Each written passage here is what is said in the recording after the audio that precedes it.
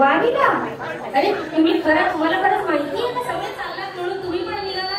सांग बरं वारी कुठे असते आणि कधी असते ते?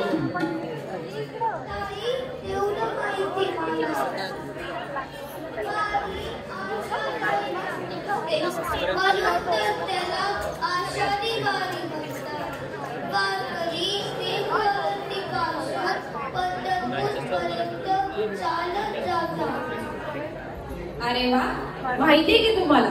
पण हा सोपा प्रश्न होता. आता मला सांगा की वारी का करतात वारकरी आणि कसली फॅन्सी राहण्याची सोय नसताना का बरं एवढं लांब चालत जातात? वारी 7-4 वर्षापूर्वी चालू झाली, कारण त्याला खूप भक्ती आणि प्रेम आहे.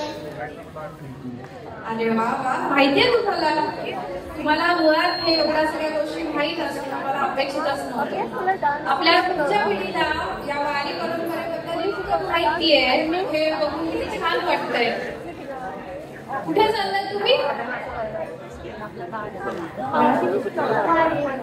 आम्ही निघालोय वारीला.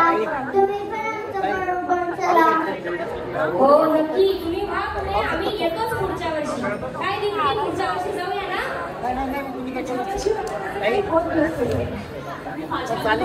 सांगते नक्की काय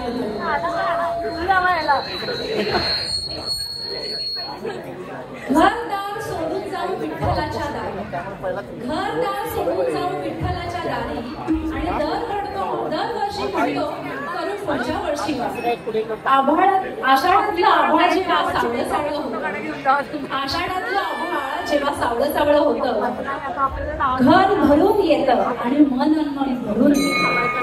धूळ होते गुलाब आणि माती होते अधी, धूळ होते गुलाब आणि माती होते अधी, माहेराला जाण्यासाठी चराचर अधी. आम्ही उरतो घरी जग चंद्रभागेतील, दरवर्षी म्हणतो करू पुढच्या वर्षी वारी.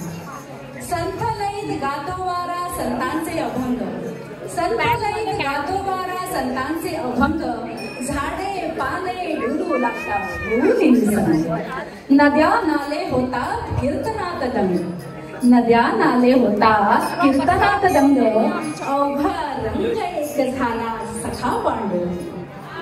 बसल्या जागी म्हणतो आम्ही यंदा जरा सॉरी, बसल्या जागी म्हणतो आम्ही यंदा जरा सॉरी, दरवर्षी म्हणतो करू पुढच्या वर्षी.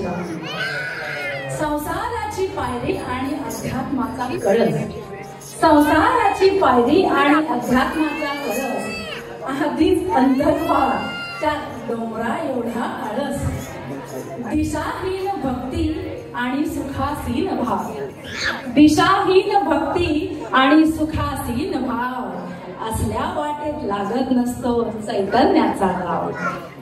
अहो आम्ही काय म्हणणार जय जय रामकृष्ण हरी, अहो आम्ही काय म्हणणार जय जय रामकृष्ण हरी, आम्ही फक्त आणि फक्त म्हणतो करू पुढल्या वर्षी वारी, करू पुढल्या वर्षी वारी.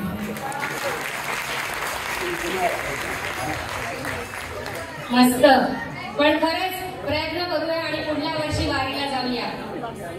आणि ही कविता दीप्तीनेच लिहिली आहे. दीप्तीसाठी सगळ्यांना मिळून एकदा जोरदार टाळ्या.